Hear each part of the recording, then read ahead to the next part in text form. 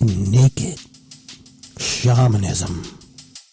Welcome to With Insights Radio. I'm your host, Iggy Garcia. I will take you on a journey across the universe through shamanism, metaphysical, and holistic. So sit back and relax and enjoy the show.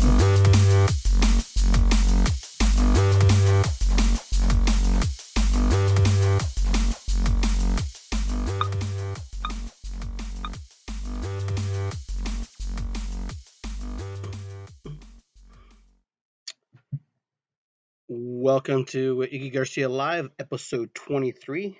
Today, we're going to be talking about connections.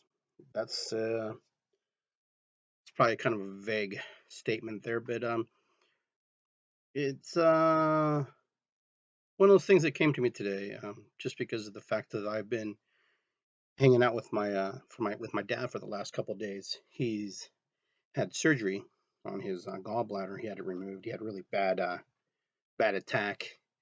He's one of those guys who is I don't know, one of those matriarchy type Latin father figures who doesn't really show his emotions a whole lot, and when he's in a lot of pain, he kind of holds back a little bit. So he is kind of like, that's the kind of dad I have. So when he's doing something, he doesn't really show you. Even if he got hurt, it's very rare that you see him cry. So I got to spend like the last few days with him, just sitting next to him, talking to him at the hospital, and hanging out with him.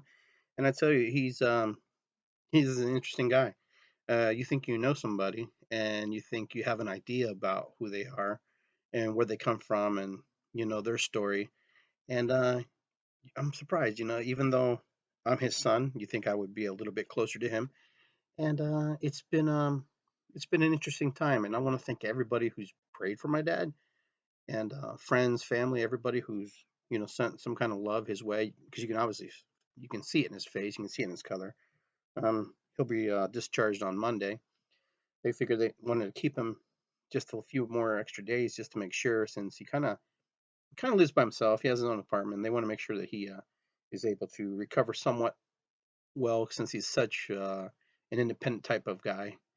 He likes to do everything on his own. Doesn't really like to ask for help and stuff. But it was nice to sit there and learn from him about our family, our history, and where we come from, what it means. And, my two brothers have been really involved in making sure that he's okay.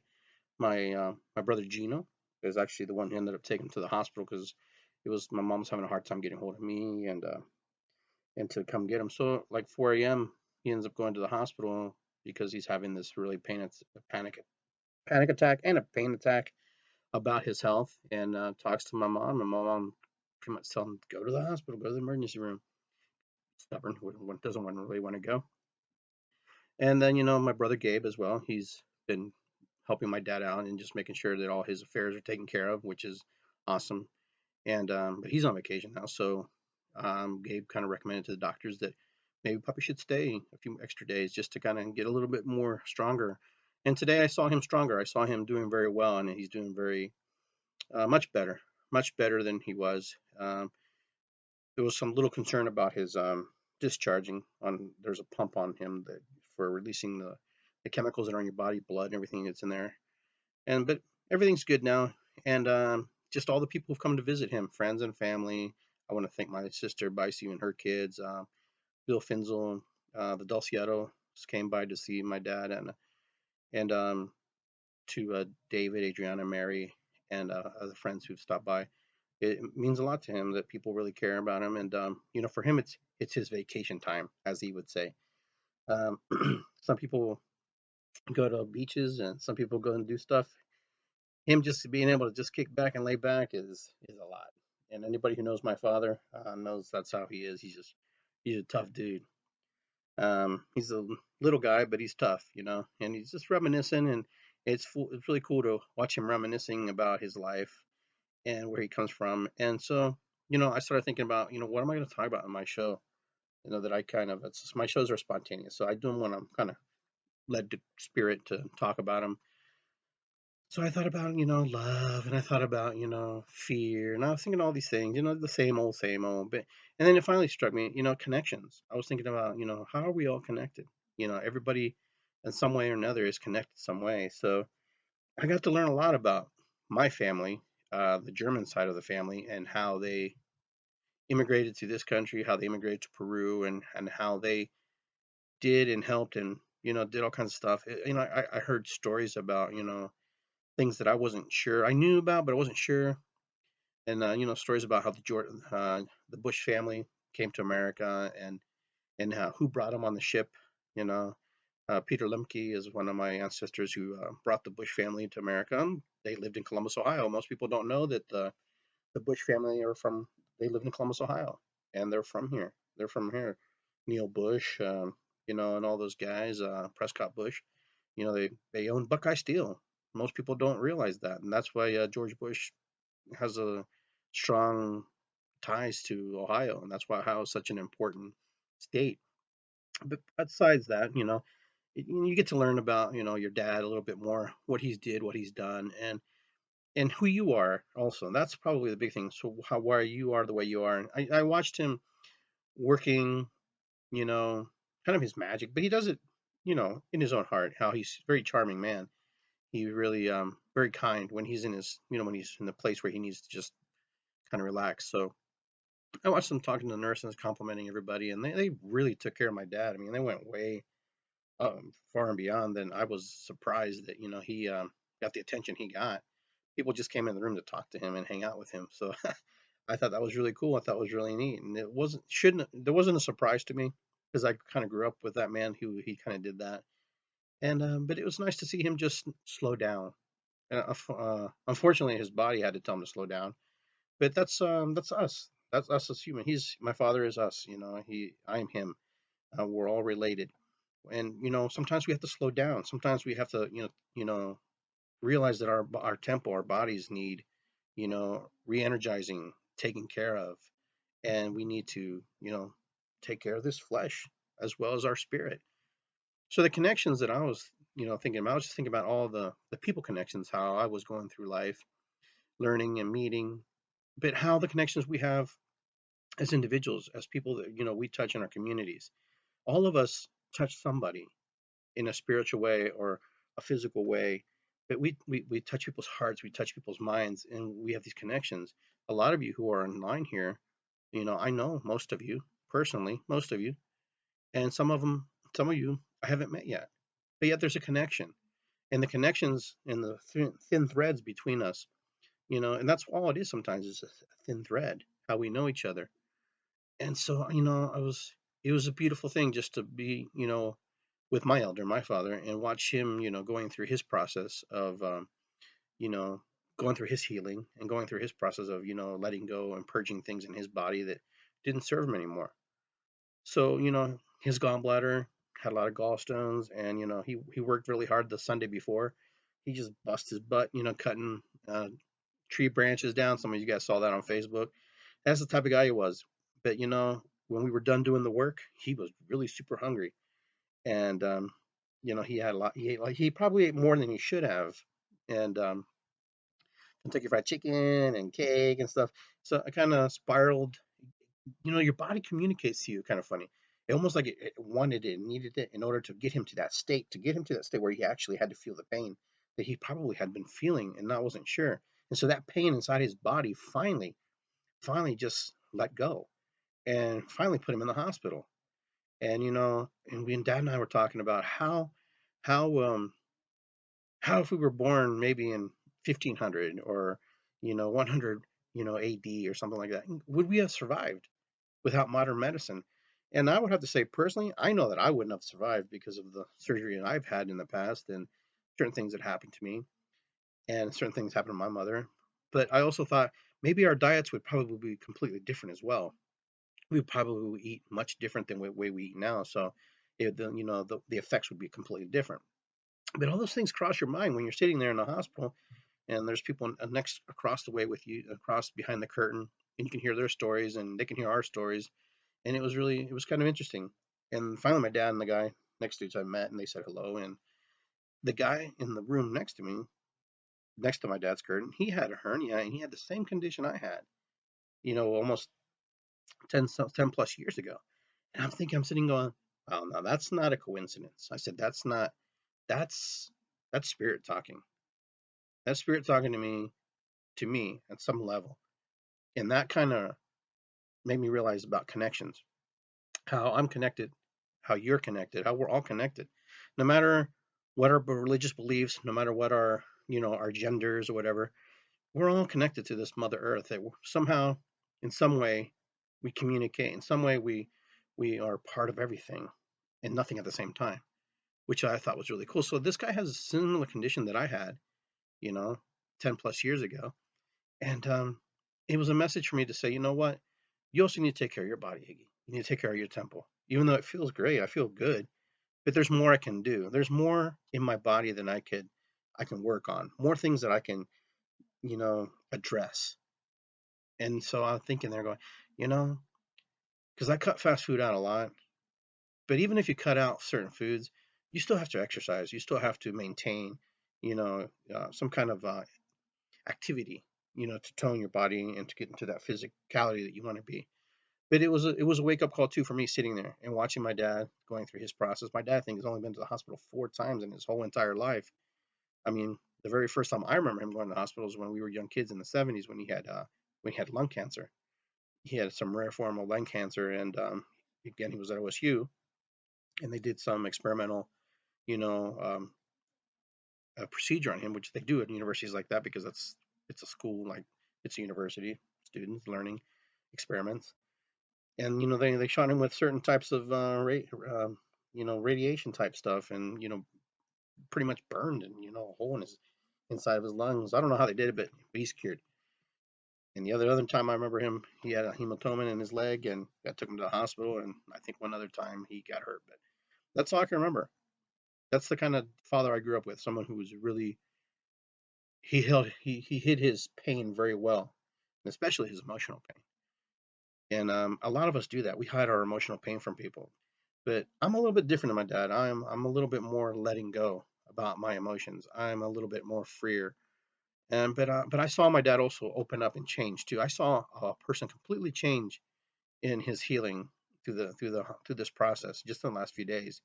I saw a person whose color changed on his body. I saw a person whose heart, was opening. I saw a person who was that he knew there was things going on around him, but he didn't let it bother him. His gallbladder was damaged just because of the gallstones and everything that just built up over time. And I but the surgery is what he needed for his mind, and for his physicality and what he thought he had to be at. But I saw a change in him. I saw a change in him today.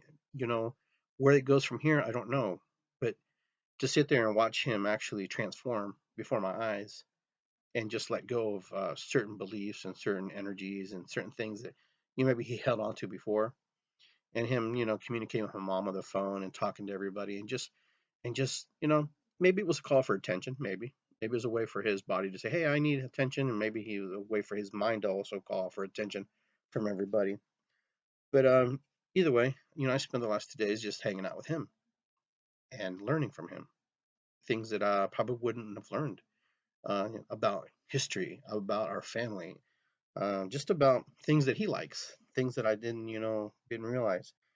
Um, my dad didn't always want to be a restaurateur and own properties. He actually wanted to be a scientist. He wanted to explore. He wanted to be an astronaut, and he wanted to do certain things, and it didn't happen. But he's content with what his life and the path he's on and the way he's going, and he's excited. I saw him being excited about being able to live, and to be able to move forward. Well, at last, I don't know. It doesn't matter at this point. For me, it doesn't really matter. It's just the moment that I was able to spend with this human being, this other person who happens to be my father, and get to spend moments with the people who also were visiting my father and listening to the stories, especially when his old friends came in. I mean, friends from 25 years ago. And I thought that was really, really, really cool because they just didn't stop talking. I got to a point where I was really, just falling asleep, not because I was bored, but just they were just catching up, and I had no reference points to pop any, just to get involved. But I listened, and it was fun. It was fun to watch that. The interaction was pretty cool. But Papi Gino, he's a tough guy, and he does things his way. but those connections. But we all have connections. Every single person on here is connected. We're all connected together. We're all somehow connected. We're all have met somewhere, past lives, future lives, interdimensional lives, spiritual lives. And so that's one of the things that I'm excited about to share with you. What's your connections? How do you connect to the world? How do you respond or react when people come to you? For example, today I was not really much on Facebook because I was busy having human interaction versus a human interaction through media, multimedia, and much different. And I tell you, I kind of miss those days where you just kind of sit and chill with somebody and talk with them. Um, Things aren't misunderstood, and if they are misunderstood, you can actually correct them very quickly and very fast, versus trying to explain a sentence that you may have written without certain punctuations and certain sentence structures, and it can be misconstrued. I saw a video today, okay, and this video was of this priest, and this was a video someone shared from somebody else, and certain comments were said that I didn't agree with. But this priest had a Superman logo on the back, and then the Batman on his clothing. And this is a Catholic priest, and he's in Mexico, and he's squirting kids with holy water and this guy. Maybe that's a true story, maybe it's not. But the point for me was, this guy had brought people to spirit, to God, to Jesus, and he's bringing them in a way that has never been done in this particular town, according to the story that I was listening to. And I got kind of triggered because, you know, I've been raised to try things, and I know other people have been put in situations where they're not allowed to express, or they have a dogmatic way, and that's the way they're supposed to do it. But when I decided, that I was raised Roman Catholic, and I decided that not all of that resonated with me, that Christianity didn't all resonate with me, that there were some aspects of it that are beautiful, and then some aspects that I just don't, I don't get. And that's okay. That's for me. But I never really got flack from my parents about not following a certain path, and they was concerned about me. But they trusted that I was going to make the right decisions. I believe that they did give me a foundation to start from. So that's the connection I have through spirituality. But what I find that my connection through spirit is much larger than the stories that are told in books. My connection to spirit is dirt, is stars, is plants, animals. It's you, uh, this technology I'm using, and to connect to spirit in that way, and to be open to the possibilities that anything can happen, and that the bad things aren't necessarily bad and the good things aren't necessarily good. They're just words that we associate with things, but they're just experiences, and these experiences are magical, or they could be very challenging. And so I find that my connection to spirit was, that when I saw this story about the guy who's doing this, I think my friend didn't say, but the guy who's there said, this guy's an idiot. And I'm thinking, well, and I posted, well, what about, Wounded Knee, when the cavalry went in there and saw all the Native Americans doing the ghost dance, and because they wanted to pray, that was what we were praying, but they all got shot, they all got slaughtered, they all got killed because somebody didn't understand their belief system, didn't understand this is what they're looking at. They probably thought they were idiots too, and they probably thought that it was it was the satanic, and so they killed women and children. So when we dictate other people's belief systems and their connections to spirit, we're imposing our judgment upon them. You know, I believe, and this is just my belief, that we should allow people to have their own connection, and their own connection should be their connection, and how they experience the Great Spirit, how they experience God, how they experience the universe. Because when we start to impose our beliefs on other people, then they have to take part of us into them in order to understand it. But it's hard to be somebody else. It's very difficult to be another human being. It's difficult enough just to be ourselves. It's hard for me to be me sometimes, but I do my best. I do my best. So this connection, about this guy, the way he did, how he communicated to spirit and to the universe, was the beautiful thing I saw. Now, would I have done that? Possibly not. I may have not done it the way he did it, but that's the way he did, and that's how he reached people, and that's how he communicated to people. He didn't dictate someone's belief system. He just said, let's have fun experiencing spirit. Let's have a different way of experiencing spirit. Let's have a different way to experience Christ. Let's have a different way to experience God, I guess. And that's what I saw when I saw this video when this guy was doing this, because that was the way spirit plays. God is also humorous. Spirit is humorous. Isn't Spirit is not just, I can't explain spirit to you because you have your way of experiencing spirit. But for me, spirit, God, the universe has a sense of humor. Number one, it made me. But it has a sense of humor. It has a sense of love. It has a sense of everything. It knows everything. It knows things before us. It is everything. And our minds can't wrap around that. We have a hard time because we're trying to put it in a linear state, and you can't do that. You can't put spirit in a box. The spirit is more than a box. You know, just think about our brains. Our brains have never seen light. So how do we know what we're looking at is light? This is a translation of energy. We translate. We receive the energy, we receive the code, and we put it in our brain. We say that's light. What if you didn't have? What if you didn't have vision? What if you didn't have touch? What if you didn't have sound? What if you didn't have any of your senses that we all have, all the five senses, but you still were alive? You would have some type of connection to spirit. You would be connecting. You would be expressing in ways that would be completely different. It doesn't mean that you're no less and you don't exist. You just exist differently. Helen Keller's a good example.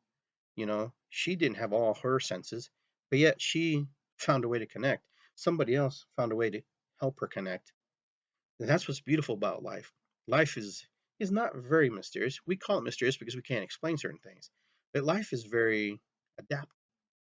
And life will adapt to certain situations and make it work. Human beings are like that. We just make things work sometimes.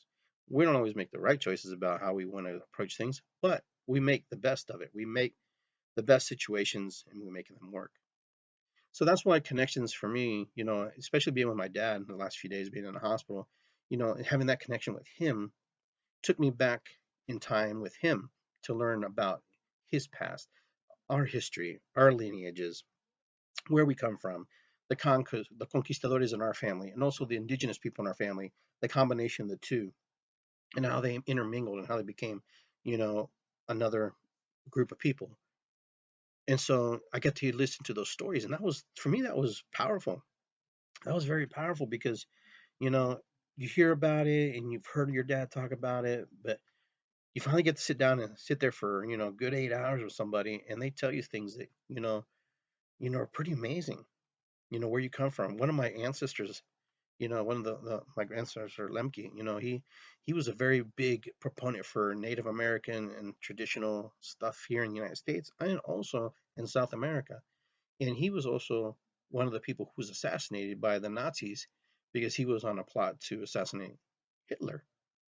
And I knew that, but it was an interesting story because I heard the whole story. I heard the rest of it, and I thought that was fascinating. So it explains where I come from, where I am, who I am, why I act a certain way, and why I behave in certain fashions. Because there are also, genetic things in my body, in my mind, that are also passed along to me and to my family and to the people that I know. So it was nice to sit there and listen. But the connections are amazing because, while I was connecting with my father, my sister and her husband and my nephew were at the house connecting with my mother, keeping her happy and keeping her well because she worries about my dad. And she has polio, so she can't really move and she can't do a whole lot. But my brother in law and my nephew, they chopped wood today. They chopped all the big logs that we had cut down over the course of a year. And then, you know, they stacked it all and get ready the basketball, get it ready for, for the coming, spring and summer. And so for me, that was a beautiful thing. That was a beautiful thing to see that, the connections, how they all work. We we don't all have to be in the hospital visiting Papagino, but we work together. We call. There's different ways. You don't have to show up. Sometimes just making a simple phone call and saying, "Hey, how you doing? You okay?" That's a connection. We can stay angry at people because they said something to us or they treated us a certain way. But that's choice. That's free will. If it serves you, fine. If it doesn't, then you got to figure out a way to move from that energy and get into a better space. Because If it doesn't, it'll stay with you. It'll be in there, and you'll feel it, and you'll always look at that person, and you won't always have that good feel. So these connections, that I had, with my father over the course of 2 days, and I've known my dad since I was a little teeny popper when I was born, and just to see another version of him that I really truly never had seen was really exciting for me. I was really excited to just sit there. And and one of the last things he said today goes, "Well, you know what you do? I don't want you to come tomorrow. I want you to spend the day." He talks like this. "I want you to spend the day with your mom because it's her birthday." And I'm thinking, well, we'll see how it all plays out. I have a sacred drumming to do tomorrow for grieving for people who lost family members. But in the work that I do, it's amazing because all healing is self healing. So I got to see him heal a part of himself, but through the physical and through the emotional. To be humbled that he needs help, that he needed to take care of himself. I got to see that, and I thought that was pretty powerful, very powerful medicine. So ask yourself, what are your connections? I mean, how are your connections weak, severed? Do you do they even matter? Do you even need to bring things back into your life? But that was the cool thing, you know, to see other people connecting with my dad, the connection, and how they connect differently than I do. How they see my father, how they see him in a different light, which I thought was really neat. Because we all have different relationships with different people. We express differently with others. We look at people, we hold people in a different, frame of mind, or a different light. And because I hold my father in the light of as a parent, friends hold him as a light as a friend, a commandant, somebody who's a comrade, somebody who is close to them in a different way. So it was really cool to see, especially, all the friends who came by the last few days, and just to spend time with him. About that. I just got home, what, maybe an hour and a half ago, but I've been there all day with him because I felt like where I needed to be. And I think that's something that, about being connected to somebody, is knowing where you need to be at that time, knowing where your spirit is calling you and where you need to be. So spirit connects with us in so many different ways. Spirit connects with us through animals, through the trees, through the wind, through the church, whatever, however you connect with spirit, you just connect. And sometimes we think that things have to be grandiose, but grandiose is different for everybody. One's grandiose is much different than another's. So just being in the moment and appreciating the things that are just right in front of us, maybe the sandwich, maybe petting your cat or your dog, talking to your neighbor. Those are very powerful moments. Those are very powerful moments that will be recorded in your mind forever, in memory of our supercomputer. And those will never happen again. They won't happen again in the same fashion ever.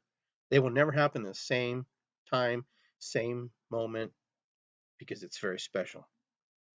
Very, very special. You'll never have the same sunset twice, ever. It's because it's different. The clouds have to be in a certain way. The sun may go down the same degree and at angles. You may be in from a different point of view.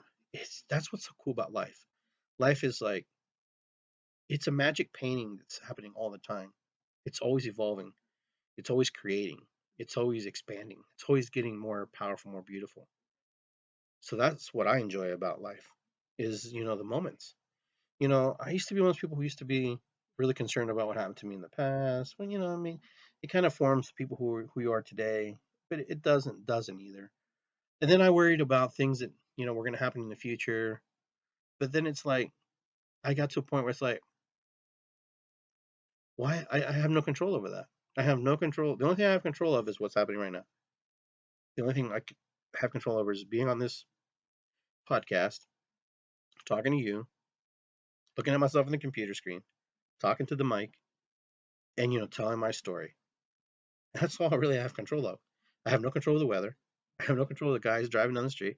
I have no control of what the government's doing right now. I have no control of the stars moving through the planet. I can only experience them. I can only, you know, watch them. And then through that watching, I can gather that experience and bring it into me, how it felt, how it moved me. So the only thing I have control of is just being here with you and sharing with you and talking to you. And, in talking about the things that are important to me. And the things that are important to me may not be important to you, but you know, that's neither here or there. It just is. What's important is that you're taking time to listen to the story that I've created for myself. So what I'm telling you is just my version of how I experienced my last few days. And for me, I know that I've condensed it. I know that I've reduced it, but I gave you the bullet points. I gave you the bullet points because I didn't want to drag out too long. But it's a beautiful story to sit here and share with you what I've gone through. I didn't talk about when I went to the waiting room and waiting, reading the magazine. But that's because that's kind of boring. I want to get you the meats and potatoes right off the bat. But it was fun to see my sister, and her children coming and visiting Papi Gino and the relationship he has with them, which is completely different than he has with me. And to see that interaction and to witness that, to witness him interact with his grandkids and to interact with, his daughter. And it was beautiful. It was beautiful to sit there to see them laugh and giggle, and because they have their own relationship, they have their own connection, they have their own things that they do together, things that resonate with them. So, ask you, what kind of connections do you have with people? And I know I've said that several times now because, our connections, we make them what we want them to be. We can make the decision to heal ourselves, and by healing ourselves, we help others heal. There's so many of us that go around angry and upset with other people because of something they did. And I'm not justifying that what they did was right or wrong. I'm just saying we have a choice in the decision making if something is important for us to move forward from, or are we just going to just continue the path that we're on? And you're allowed to continue on that path. You're allowed to continue that path of whatever serves you or doesn't serve you. But I find that to hang on to things sometimes is hanging on to a story that's not real. The story's not real. For example, as I was going through my camera, my digital camera here, and my HD camera that I haven't really used for the last 3 or 4 years, but I've had it. I decided to pop it open and look at it and look through the videos. I found my sister's wedding video in there, and I'm thinking, boy, it's 4 years ago that I recorded that, and I don't think I ever gave it to her. So I made a conscious decision that I was going to add music to it and edit it and make it a little nicer and clean it up a little bit. And I didn't care if she liked it or didn't like it. That was not the point. The point for me was I wanted to present that to her because I know me that I probably said I was going to do that for her and I didn't. And and I made sure that when she called my dad, that my father would tell her that look, check in her email. And she was very grateful and very thankful for that. But that's 4 years ago. But it's the 4 years ago doesn't really matter. What matters is that I took the time in the moment to actually work on that and get it to her. And what she does with it after that is really up to her and up to her husband. But I know she was happy because I could hear in her voice when I talked to her. And so just little things like that, working on the 1 minute, changes videos with David Two Crows, my friend, David Rutland, putting those things together and recording his videos.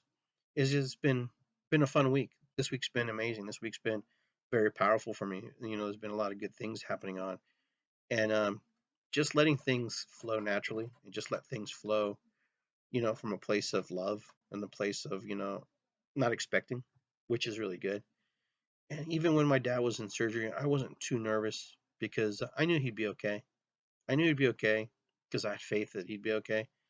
And was I in the surgery room with him praying for him? Sure, because he had over 100 and some people praying for him because because I cared enough to mention that, and I was happy to see that everybody reached out and prayed for him because you know for a lot of people my dad's a stranger at some level, but a lot of people know me, so then trust that this man is important to me, and thus they shared their love and their concern about him. and that made me very happy that people took time to do that. And the family in Peru was concerned about him, and but he's in recovery. He's coming back, and he'll be back at it. I'm sure he'll talk about it a little bit on his posts. He he's a good old dude. I love my dad, and but I want to thank you all for praying for him. Those of you who prayed for him and went to visit him and sent him energy and prayers, that means a lot to me. So I just say just check your connections. What's your connection with spirit? How are you connecting with family members? How are you connecting with friends? What are aspects that you can do to change things that you can reconnect yourself with? Because connecting is important, and not dictating to somebody else what they should believe is important. I believe that when we dictate, we're judging, and when we judge other people, we're really judging aspects of ourselves upon what we're looking at and why we don't agree with it. In the end, it doesn't matter that rich people will always be rich. The poor, had a chance to get out of poverty if they truly want to, if they can. The middle class can still be strong if they choose to be. I think we have choice in a lot of what happens to us. There are certain circumstances where we might have to stand up and say, hey, you know what? This ain't working and we need to change it. And, that's what we ought to do as human beings. That's what we ought to do as a nation, as a country, as world people, as ambassadors to, our homes, to our friends. You know, just be a voice of connection, a voice of understanding, a voice to say, hey, you know what? Let's see if we're going to do this right. Let's see if we can connect in a better way. Let's see if all my relations is all my relations. Let's see if irresequi is irresequi and be grateful for the things that we are grateful for. Very powerful medicine. But with that, I don't have much more to say except for thank you for being with me tonight. I really appreciate you guys. And just be well. I'll talk to you soon. I won't take, more of your time tonight. And I will be on more sooner versus, holding off. But I've been busy. So with that, I want to say thank you. You guys have a great evening. I'll talk to you soon. Be well. And Yirisikwe, aho, natakuyasin, and I'll see you later.